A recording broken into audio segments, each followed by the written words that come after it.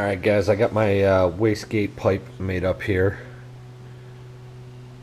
I'll show you this. It doesn't fit as well on this piece of 2.5 as it does on the piece up there on the up pipe. But you can see this has been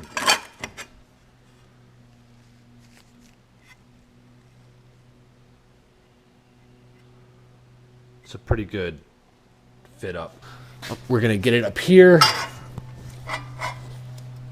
That goes on there. The wastegate will then sit like right here, and then it'll spit straight down, and that's gonna get us right here, and we'll get our 2 1/4 in next to this. Hopefully that's not gonna be an issue right there, because damn, that's close.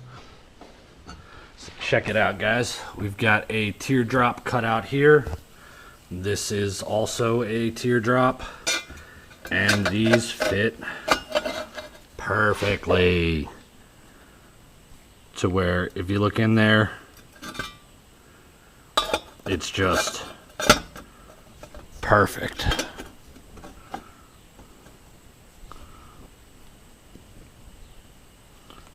But that'll be no problem to seal up. So I'm gonna get to welding this on. I've already got the flange on there, so we're good to go. Well, got the up pipe done here, guys.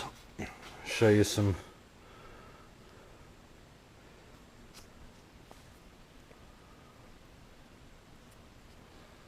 And there's our. I don't know how much of that you'll be able to see. I'll try and get you a good angle here with the sun through the window. But this is through the wastegate hole, and that's down through the turbo. Should work good. I'm gonna drop this in. I gotta remount the turbo, the up pipe. Once I have those in there, I can start building the wastegate exhaust off of the wastegate. So we'll get this on, mount the wastegate on it with the firing ring, and then I'm gonna grab some 2-inch. I have a little bit of 2-inch here just to get me down into the bay. And then I have 2 1/4 for the rest of it. What's going on, guys? I've got the wastegate up there. You can see she's mounted right up there. Comes down. And I've got a pipe here that looks a little silly right now, but that's because I've got this is 2 1/4, expanded 2 1/4, and we're doing this just like that. We're just gonna run it right next to this, and it's gonna basically just mirror it. So I'm gonna let you guys go because I need to get a tack on both of these, and then go eat lunch. All right, guys, we are back and almost have the wastegate exhaust finished. I've got the old style hanger I used to use on this was one of these. So I'm gonna do the same thing here for the wastegate. And we're just gonna use this bolt hole, chop that off right at that line.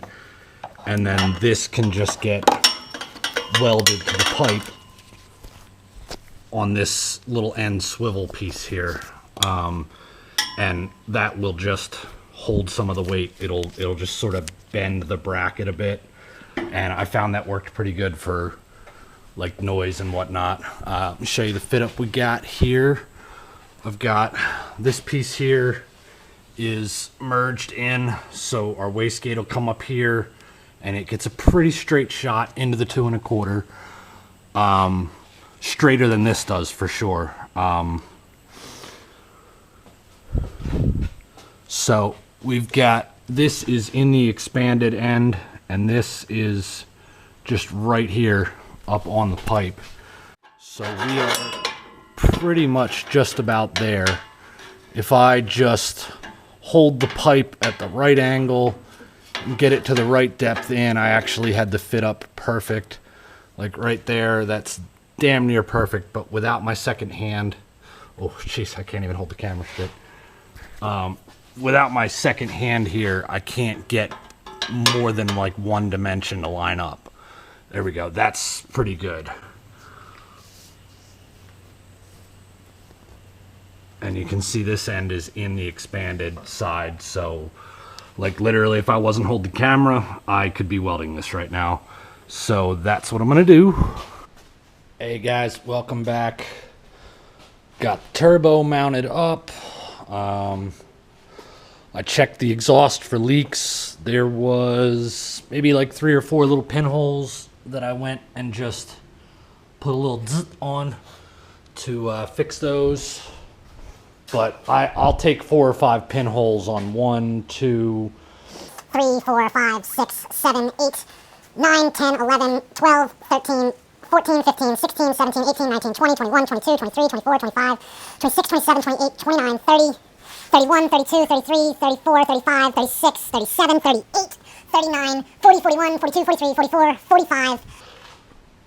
45 welds just on the turbo back. And only 5 of them had pinholes. I can live with that. We've now got to make an intake that comes up here and goes to this.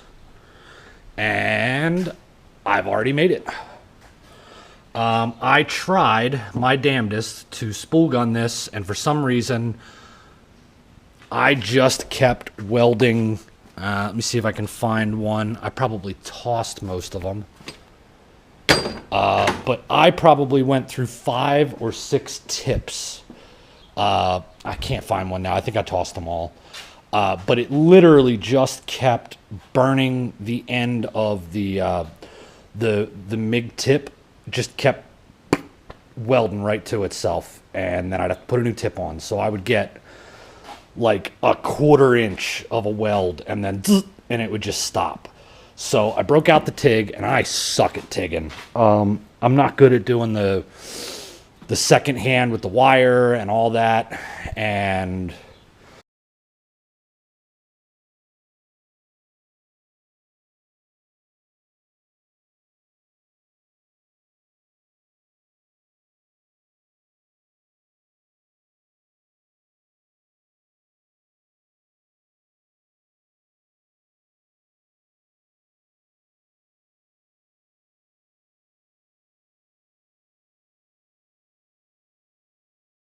so I'm pretty happy with that. I'm still going to grind these down a little bit because this is the same material that I made all these pipes out of. And when I made these, I wanted them to look like cast pipes, like they were manufactured.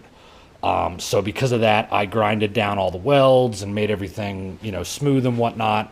So I do plan to do that on here. We'll just take a flap disc and just, you know, get those as flat as I can.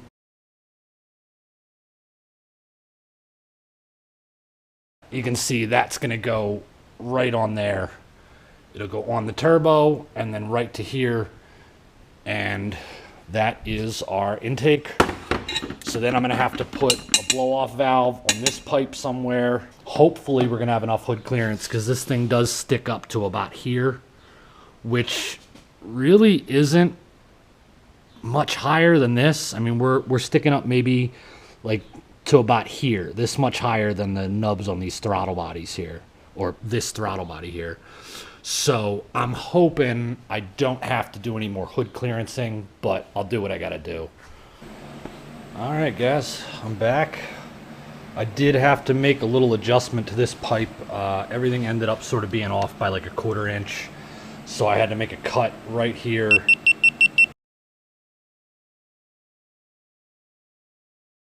All right, guys, what is going on? It's been a few days, but I'm back on it.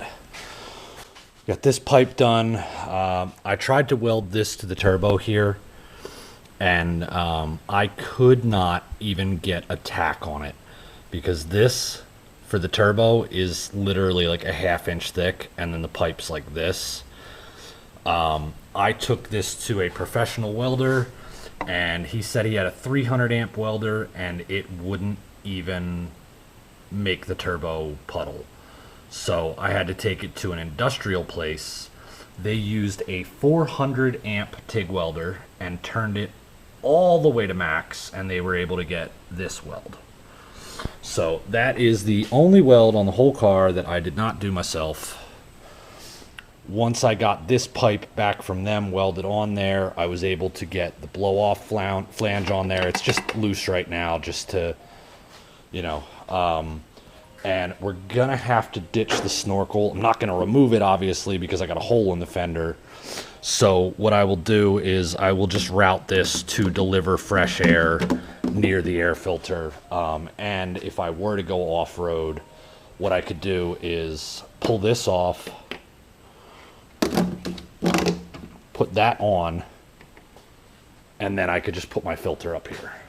So the snorkel isn't going to be functional when I'm driving daily. I mean, I suppose I could try and get some kind of like a filter that goes on there all the time, but I honestly think that with the GT45, this area right here, as well as up here, I think it's going to be a bit restrictive. But it will at least still deliver me cold air to the engine bay, and it'll be on standby for if I want to clamp it right to the mass airflow and then put the air filter up here.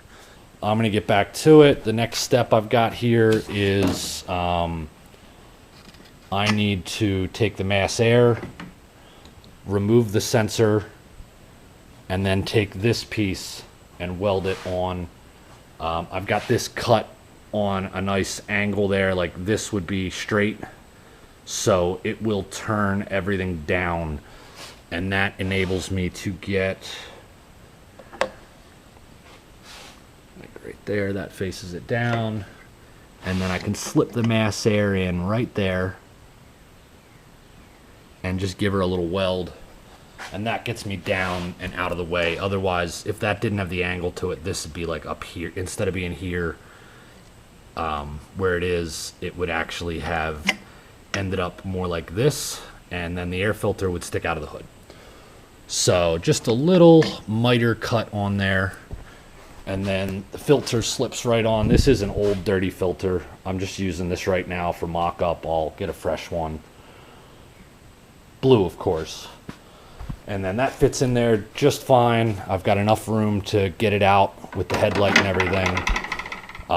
So I'm gonna get to taking this apart, putting some welds on this, and after that we're pretty damn close. The only thing left is to run oil lines for the turbo and the AVCS, because I removed the hard line and I've got a braided set up for that. And I also need to reroute some coolant lines, and we're gonna have to run vacuum lines for the wastegate and the blow-off valve. And according to my checklist, that's about it.